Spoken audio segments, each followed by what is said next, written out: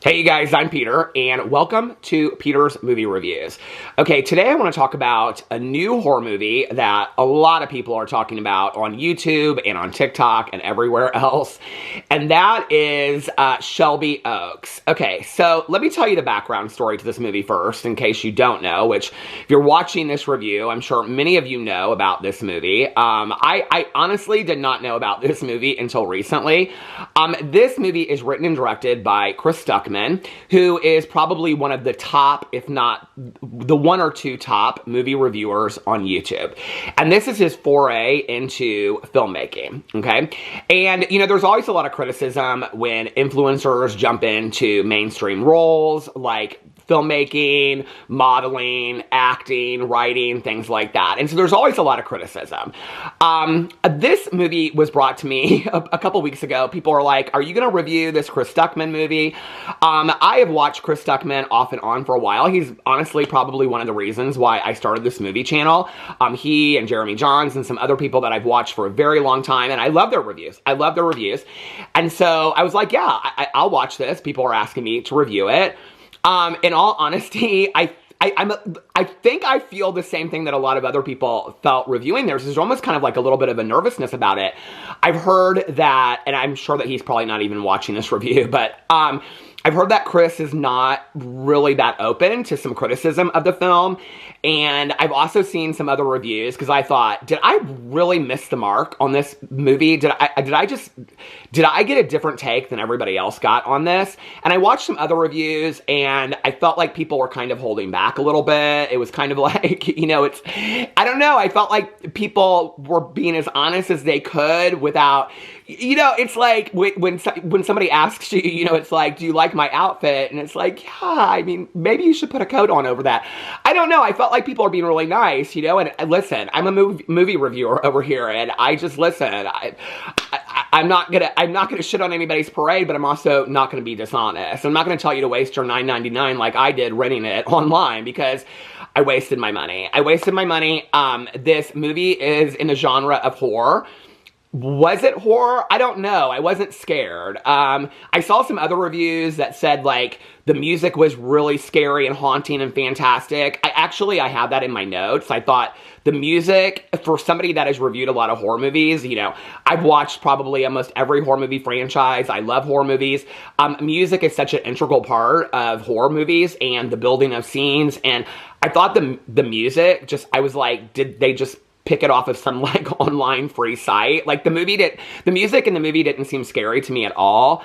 I didn't really understand the storyline. I'm somebody that believes that the storyline of a horror movie should not be super complicated or difficult to follow or understand.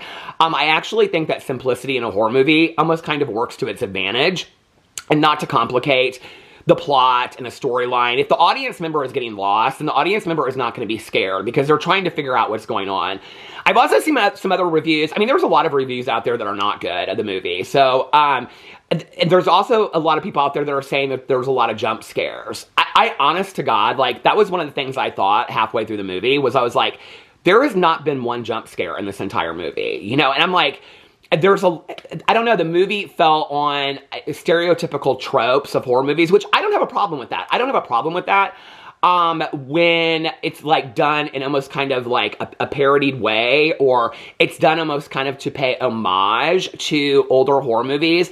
Like, it kind of felt in a way that like he was trying to do that, like he was trying to pay homage to some of his like favorite horror franchises.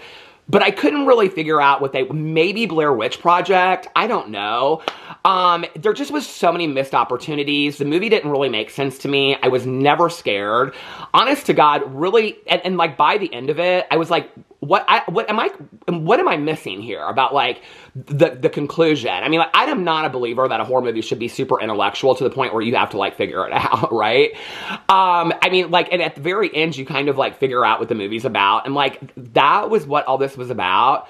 So let me go in before. Now, those are some of my major criticisms of the movie. I don't know, it just didn't work for me. Like, I had seen the trailer for it, because online, a lot of people were like, this is really good for his first horror movie. You know, this is really good and blah, blah, blah, whatever. And I guess for somebody's very first horror movie, you know, I I guess it's, I don't know. No, I didn't think it was good. I didn't.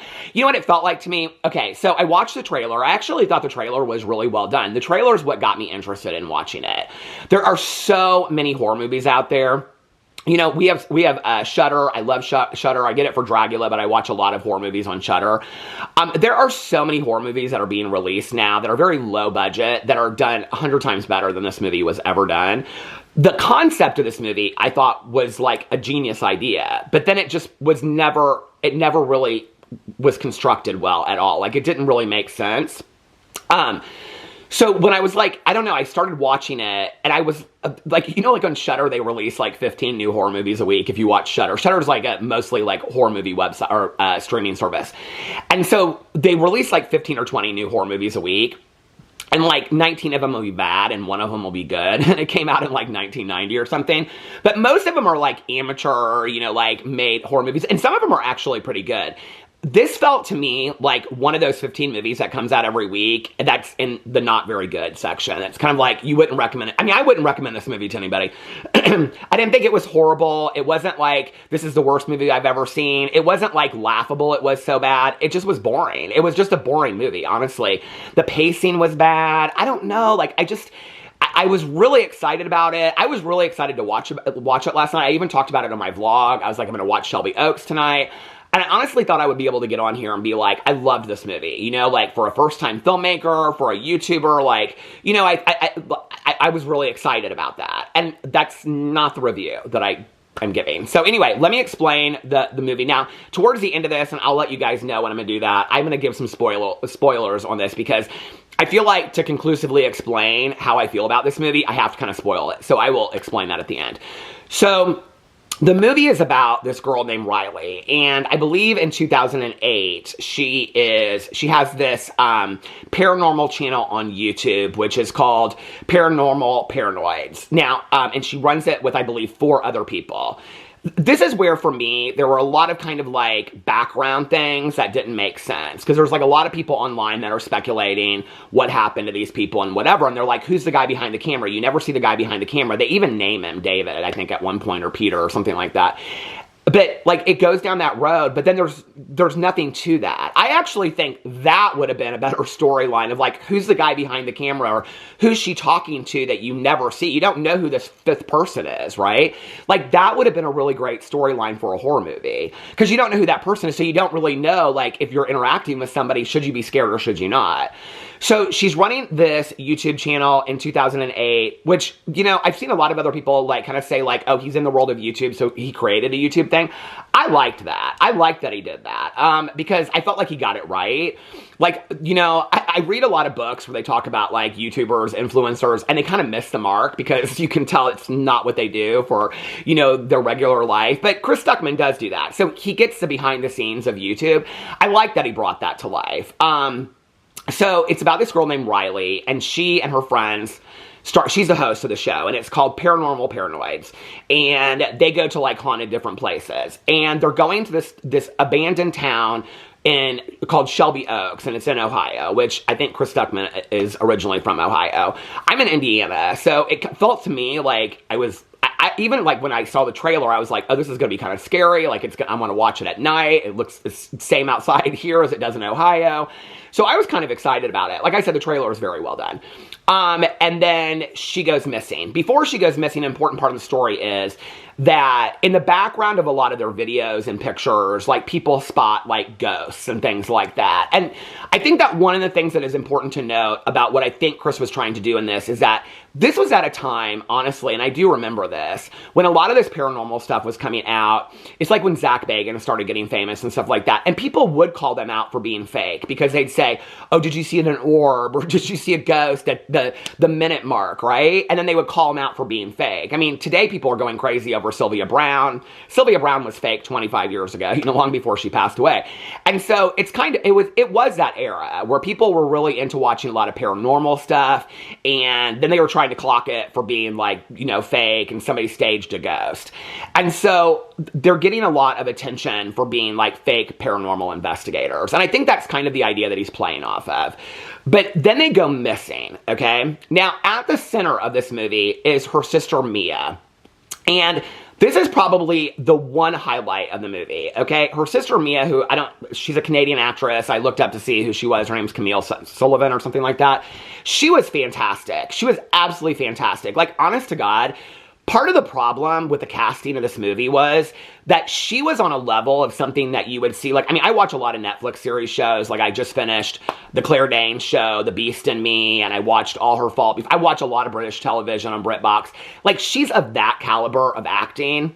The rest of the actors are not. And that's part of the problem, is that for her to be, like, even the person that plays her husband is just like, the dialogue is not great. And so even though she's a great actress, it's like the disconnection between her and the other actors in the movie, because their acting is so bad, it doesn't work. So she has been wondering where her sister is for 10 years. It flashes forward to 10 years. And then she believes that her sister is still alive and blah, blah, blah, blah, and all this kind of stuff, okay? And at some point, it comes out that, like, 3 of the members, I think she was the 4th member, she was the host of the Paranormal Paranoids. 3 of the members of the team are found murdered in this house. And she's the only one that's gone missing. And they're like, did she do it? And so you don't really know. Like, that's kind of, like, the scare part of it. Like, is she the one that murdered them, or did somebody take her?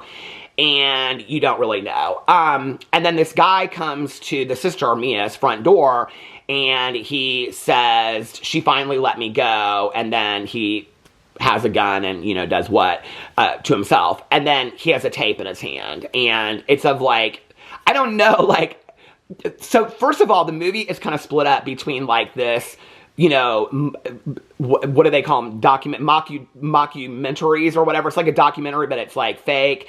And, like, news clips of people interviewing them. And then, like, news station coverage. And then found footage, which the found footage at first I was real interested in, but it just was repetitive. It was like they just went out one day and they filmed found footage, and then they just kept on using the same found footage for the whole movie. And then like, regular acting in between, like, in the movie. And that part looked fantastic. Like, that part looked like a movie, I saw a lot of people saying online that they saw it in the movie theater. I was like, what movie theater was this playing in? I mean, like, I was kind of surprised this ever made it to the movie theater, in all honesty. So then this guy he incidentally has this, like, tape in his hand, and Mia knows how to go into the bedroom and, like, hook up this, like, the cords and all this kind of stuff and, like, play this tape. And it's her sister, like, in this cabin. Okay, now the cabin that they find the people in, like, this is where a lot of it doesn't work for me.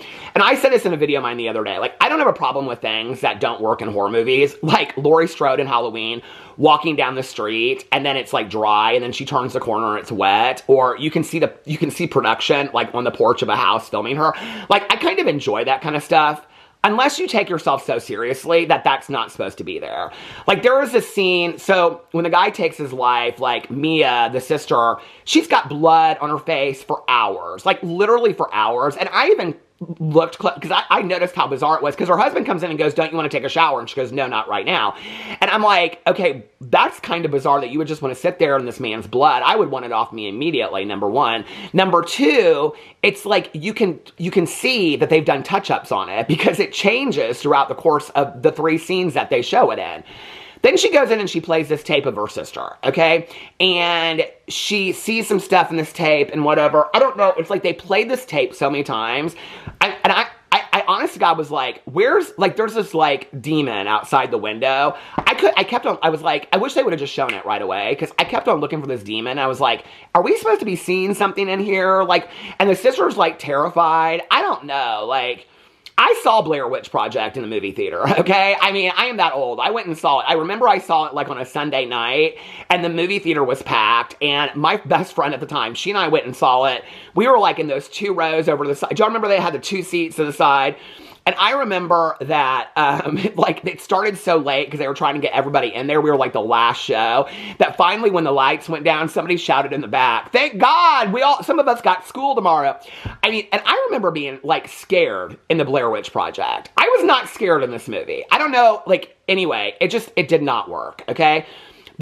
First of all, it's very confusing. You don't really know at first, like, is this, like, a mockumentary? Is it found footage? Like, and when it gets to, it's literally, I looked, it's at the 18-minute mark when the credits roll, and then it goes into, like, the movie part with the sister and her husband, like, where it looks like just a normal movie. 18 minutes. Now, I think that was, like, a creative directorial decision to make. That's where I feel like you got to decide, like, are you art house or are you horror? Because it's not working together. 18 minutes, you're rolling the credits. And so, like, something powerful should have happened in that 18 minutes to where you drop the credits at that moment. Like, when people do that in movies, like, that's a pivotal moment, right? But it's not in the movie. It's showing, like, a time change, but it doesn't really do anything. The credits were beautiful, I will say that. But in all honesty, the movie's an hour and 31 minutes, and there's 11 minutes of credits at the end. So it's really only an hour and 21 minutes.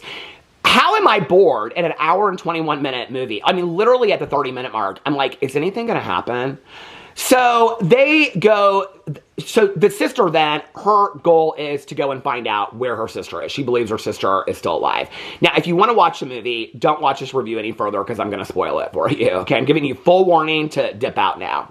Okay, so then what happens is, in the found footage, the sister, one of the issues I will tell you with this is, and I even looked up to see, like, when production started on the movie, which was 2022, the whole idea of a missing YouTuber, and you don't know where she's at, and she's in danger. First of all, the character of Riley looked so familiar to me. I was like, it was almost kind of like they were trying to make her look like, I was like, what YouTuber does she look like? I was like, she looks like somebody. And then there was something that they said, I don't even know what it was. And I was like, did he get this whole idea from the disappearance of Gabby Petito? I was like, there's something about this that's very familiar to me with the disappearance of Gabby Petito. Gabby Petito passed away in 2021. This was started filming in 2022. I'm sure he started the writing before that. But if you look up a picture of Riley, if you look up Riley on TV or you look up a picture of her online, you look up Gabby Petito, the hair and everything is very similar. I don't know, for me, it was kind of like, that to me was a little... It just was, I don't know, it was a little distracting once I saw it because there's so much homage played to the old YouTube and, you know, and then, like, Gabby Petito's channel was, like, a traveling channel and this channel was, like, apparent. There were similarities between them, and I don't know, maybe I'm just reading into it, but that's kind of where my mind went, and that was even distracting to me. I think I would have tried to, like, make it look so completely different than anything that anybody, I can't imagine that anybody watched this that was, like, on the editorial team that knew anything about YouTube or the pop culture world that wouldn't say, there are some similarities here between Gabby Petito. Maybe we should make the actress look a lot different. I don't know, for me, there was just, like, I even looked up a picture last night of Gabby Petito and a picture and put them side by side. They look pretty similar. So to me, I was kind of like, that's distracting watching this, right? Like, and I don't know if that was intentional or if it was just a missed point. It could be. So they go to a lot of these places, and one of the places that they go to is this abandoned hospital, which basically has this history because this guy took over, or this abandoned jail. And so this guy took over this jail, and then whatever, apparently it's where Shawshank Redemption was filmed, which is one of, I guess, Chris Stuckman's favorite movies. I was not aware of that. I have friends of mine that go to, like, Waverly Hills and all these different ghost hunting places and stuff like that. And so I've seen their footage they filmed on their phones. Their footage that they filmed on their phones, which has no ghosties, no moving things, is scarier than what they showed in the movie, okay? So the sister goes back, because there's a scene with Riley where she can see her breath because it's so cold in there and whatever. It probably is. It's an old prison. You can probably see your breath. It's cold. It's 2 o'clock in the morning. So anyway, I don't know. But, like, I just was kind of so checked out at this point. And I wanted to love this so bad. I really did. I wanted to get on here and be like, I'm really surprised. This was fantastic. It wasn't. It was a snooze fest. And so then the sister is going back to she goes back, so her husband's like, they're getting into fights because she can't let go that her sister's dead and she's got to find her sister. And so then she goes to this old prison or jail or whatever, hospital, this old jail on her own. I don't know why she decides to go there at 3 o'clock in the morning instead of 4 o'clock on Sunday afternoon. The choices are horror movie choices that don't make any sense. Her husband doesn't go with her. She doesn't tell anybody that she's going out there, really.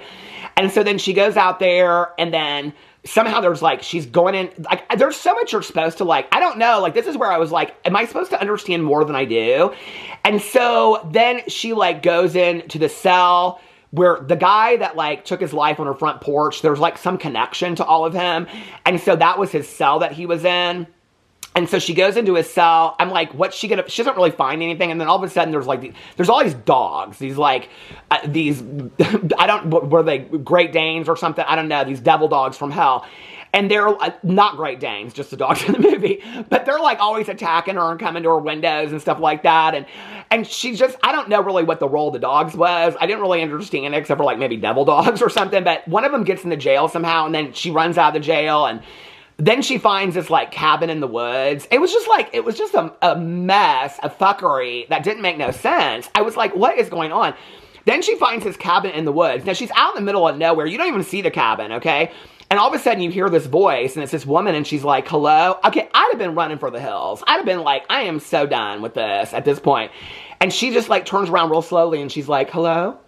Like, and I'm like, is there somebody out there in the woods with you? What is going on?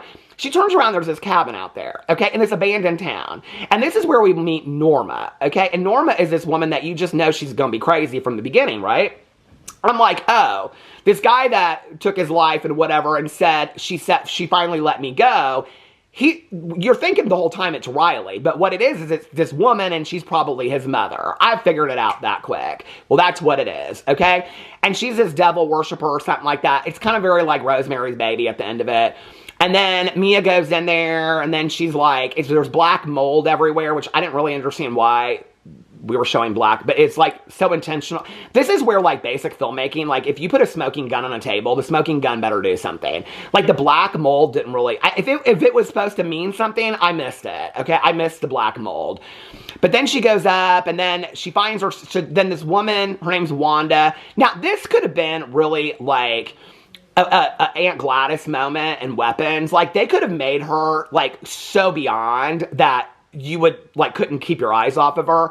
The woman that played Norma was okay. She just was kind of like mid to me. Like there were scarier people. You know, I don't know. It just like, it was just kind of a missed. It could have been so much deeper to me. So anyway, she leads Mia down into the basement where her sister Riley is in this cage.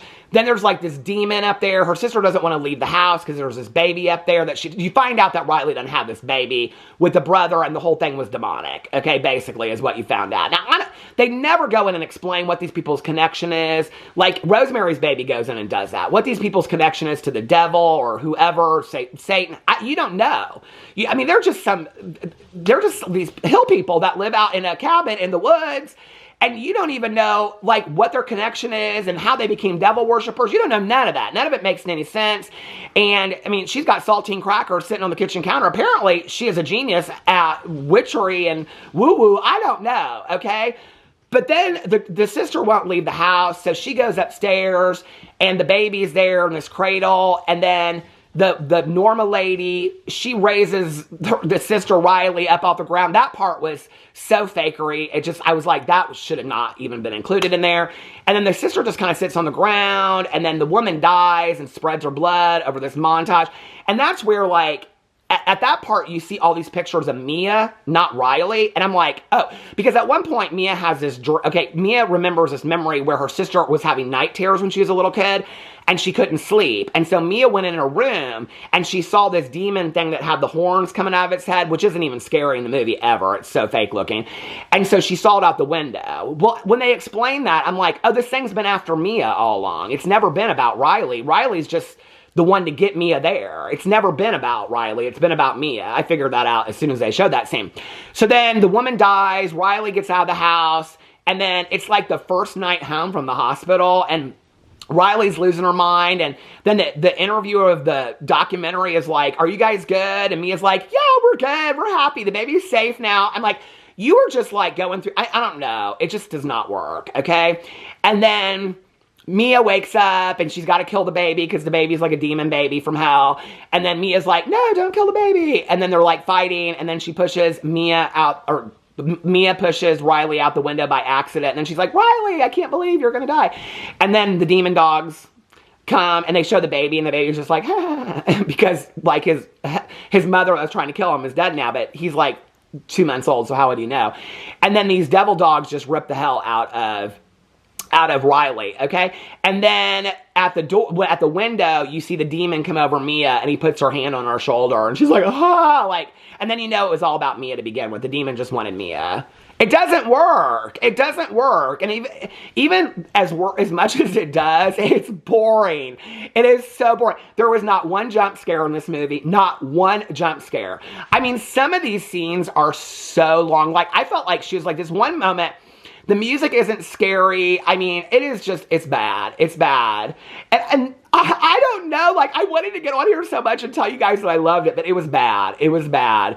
No, truly it was. It was so bad.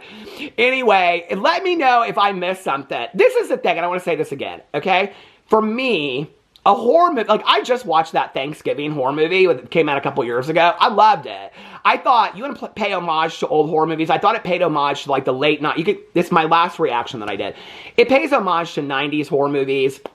I don't know, I thought it was a new concept, kind of played off of old concepts. I didn't think that it tried to be something that it wasn't. Was it a 5-star movie? No. Was it enjoyable to watch? Absolutely. Were there scary moments in it? 100%. Was I terrified? No, but I knew that going into it. This was such a miss on so many levels.